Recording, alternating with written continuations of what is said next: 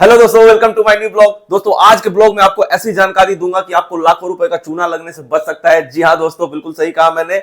आप धोखाधड़ी से बच सकते हो, ये जानकारी आपके पास होनी जरूरी है। जैसा कि मैंने अपने लास्ट वीडियो में आप लोगों को बोला था कि एक व्यूअर आई थी हमारे पास मिलने, कोई यादव थी, मैं नाम भूल गया उनका, लेकिन उन्होंने ही ये क्वेश्चन किया तो मेरे को ध्यान में आया कि ये मुझे व्यूअर को भी अपने बताना चाहिए। और मैंने अपने लास्ट वीडियो में बताया था कि आप लोगों को ये जानकारी मैं जरूर शेयर करूंगा, तो आप वीडियो को बिल्कुल भी स्किप मत करना दोस्तों, पूरा देखना और अच्छे से समझना, क्योंकि इससे आपके लाखों रुपए बच सकते हैं। अगर आपके साथ कोई धोखाधड़ी या फ्रॉड करने की कोशिश करता है ऑनलाइन बिजनेस में या फिर ऑफलाइन बिजनेस में भी, ये दोनों के लिए फायदेमंद है। तो आपको लाखों रुपए चूना लगने से बच सकता है और अपने पैसे आप बचा सकते हो। इससे पहले की वीडियो को हम शुरू करें, दो इंपॉर्टेंट जानकारी और दे देता हूं आपको। जहां से मैं प्रिंट आउट लेके आता हूं वहां पे एक सेलर भी है, वो मोबाइल की रिपेयरिंग करते हैं और वो सेल भी करते हैं, तो ऑनलाइन बुक सेल करते हैं। तो आज उन्होंने मुझे बोला कि जरा मेरा अकाउंट देखिए भैया, मैं लॉस में जा रहा हूं, मेरे पैसे क्यों नहीं आ रहे मेरे पास।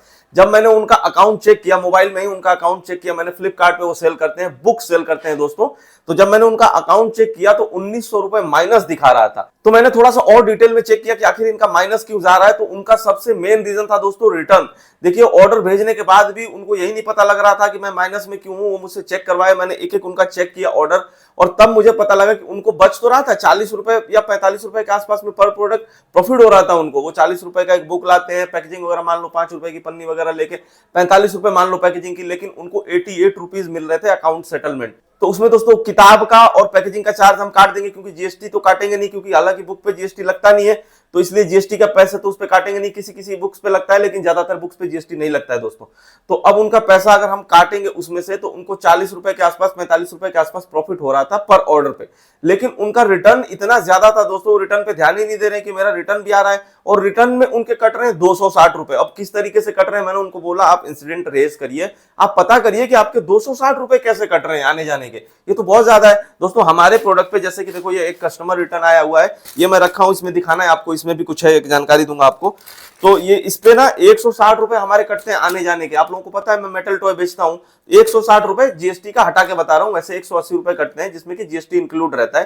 तो आप लोगों को तो पता ही है कि जीएसटी हमें वापस मिलता है। तो इस पे कटता है दोस्तों 160 रुपए हमारा, बाकी जीएसटी हमें वापस मिल जाता है, जो भी एक्स्ट्रा कटता है वो जीएसटी हमें वापस मिल जाता है।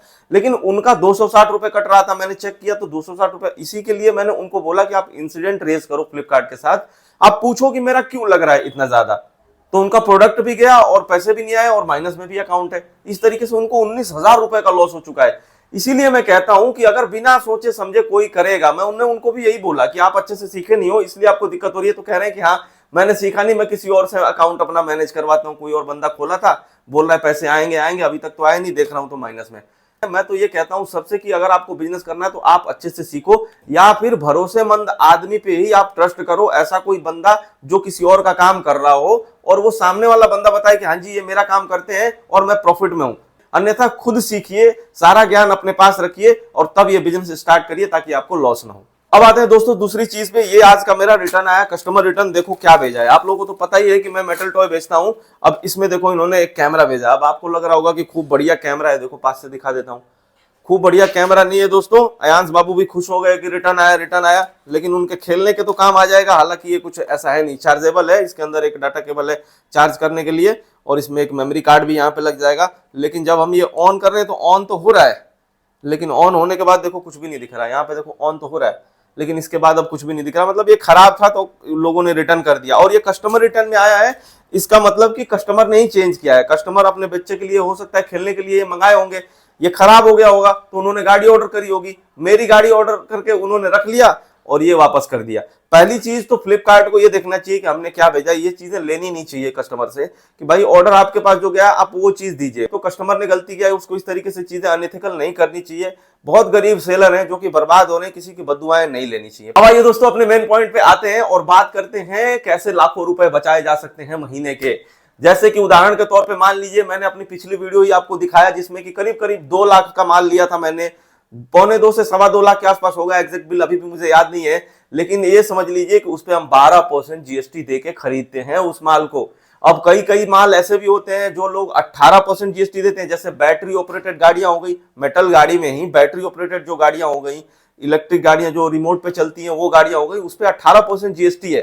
तो किसी पे 12% दे रहे हो, किसी पे 18%। अगर मैं 1 लाख का माल खरीद रहा हूं तो मैंने 12,000 जीएसटी भरा या फिर 18,000 भरा, तो चलो कुछ माल 12% मान लेता हूं, कुछ माल मान लेता हूं कि 18% का है, तो कुछ 12 पे खरीदे कुछ 18 पे खरीदे, तो एवरेज 15 मान लेते हैं, ठीक है, कि 15 रुपए मैं जीएसटी दे रहा हूं 100 रुपए पे। तो इस तरीके से अगर मैं लाख रुपए का माल खरीदा तो मुझे 15,000 देने हैं। उस दिन मैंने 2 लाख का माल खरीदा, मैंने 30,000 रुपए के जीएसटी भर दिए। मान लो कि मैंने हफ्ते में 2 लाख रुपए का माल खरीदा, महीने में 4 हफ्ते होते हैं, तो मैंने माल खरीदे कितने, 8 लाख रुपए के।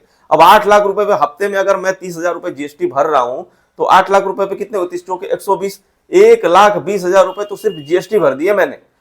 अब मेरे 1,20,000 रुपए जो जीएसटी भरे वो मुझे मिलने भी तो चाहिए, क्योंकि देखिए हम एक बिजनेसमैन है, हम जो जीएसटी देते हैं वो जीएसटी हमें जीएसटी अकाउंट में क्रेडिट मिलता है, उसको हम निकाल नहीं सकते, लेकिन जब हमें जीएसटी भरना होता है तो हम उस पैसे का यूज कर सकते हैं।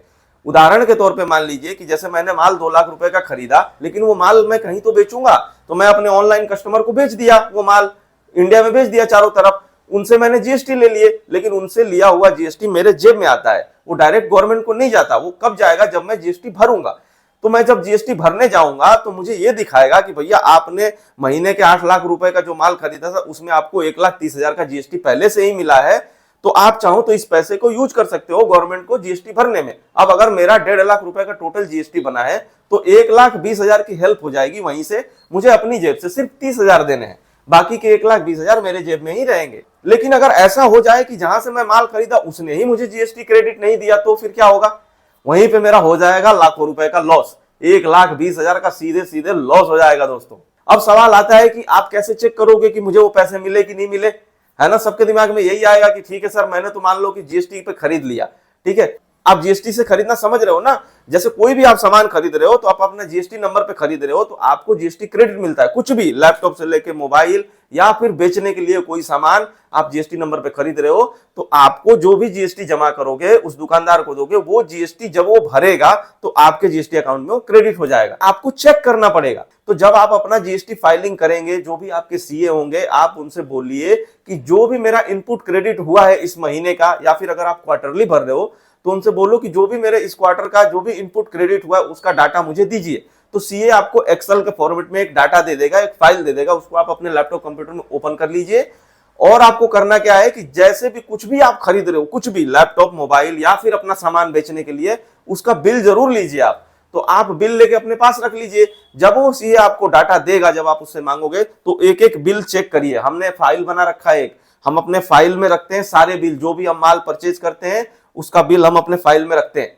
और जैसे ही हम सीए से डाटा लेते हैं, फिर एक एक बिल अपना मैनुअली चेक करते हैं। दोस्तों, मेरा सारा काम करता है ये, लेकिन मेरे को आइडिया है इसलिए मैं आपको समझा रहा हूं। मेरे केस में सारा काम मिराज और मेरी अकाउंटेंट जो है वो करते हैं, लेकिन आपके केस में आपको खुद ही करना पड़ेगा। तो एक एक बिल आप फाइल बना के रखिए, और जब भी सीए से डाटा लीजिए, जब जीएसटी फाइल कराते हैं उस टाइम सीए से डाटा मांगिए, और एक एक बिल चेक करिए कि जिससे आपने माल खरीदा है उसने आपका जीएसटी भरा है कि नहीं भरा है। उदाहरण के तौर पे अगर मान लो कोई भी आप हमसे माल खरीद रहे हो 1 लाख रुपए का, और आपने हमें जीएसटी भी दिया हुआ है, तो वो जीएसटी हमने आपको क्रेडिट किया कि नहीं किया, वो आप चेक करवाइए सीए से। और इन केस मान लो कि अगर हम नहीं देते हैं या फिर कोई भी आपका जीएसटी नहीं भरता है, तो आपको राइट से उसके ऊपर केस करने का, उसका जीएसटी तक कैंसिल हो सकता है, उसका बिजनेस तक बंद हो सकता है। अगर उसने जीएसटी नहीं भरा तो जीएसटी ऑफिसर जाएंगे और उसका जीएसटी कैंसिल कर सकते हैं, अगर उसने कोई भी धोखाधड़ी करी तो।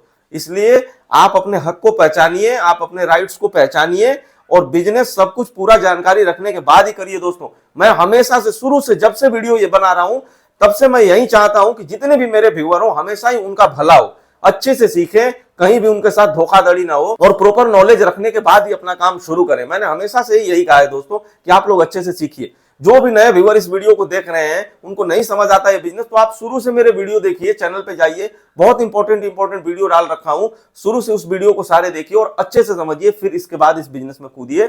अगर आपको वीडियो देख के नहीं समझ आ रहा, आपको सामने से बैठ के सीखना है या ऑनलाइन सीखना है, तो वो भी हम हेल्प कर देंगे। तो मुझे उम्मीद है दोस्तों कि आपको ये वैल्यूएबल जानकारी बिल्कुल अच्छी लगी होगी, जिससे कि आपको लाखों रुपए बच सकते हैं। दोस्तों, धोखाधड़ी से बच सकते हो। कहीं ऐसा ना हो कि आपको लगे कि जीएसटी भर रहे हो और आपको पैसा मिल ही नहीं रहा हो। तो अगर ये वीडियो आपको अच्छा लगा हो तो प्लीज इस वीडियो को लाइक कर देना, चैनल पर नए हो तो चैनल को जरूर सब्सक्राइब कर लेना। बहुत सारी इंटरेस्टिंग चीजें अभी आनी बाकी है दोस्तों। ये वीडियो देखने के लिए आपका दिल से धन्यवाद। मिलता है आपसे अगले वीडियो में, तब तक के लिए tata bye bye, take care, जय हिंद।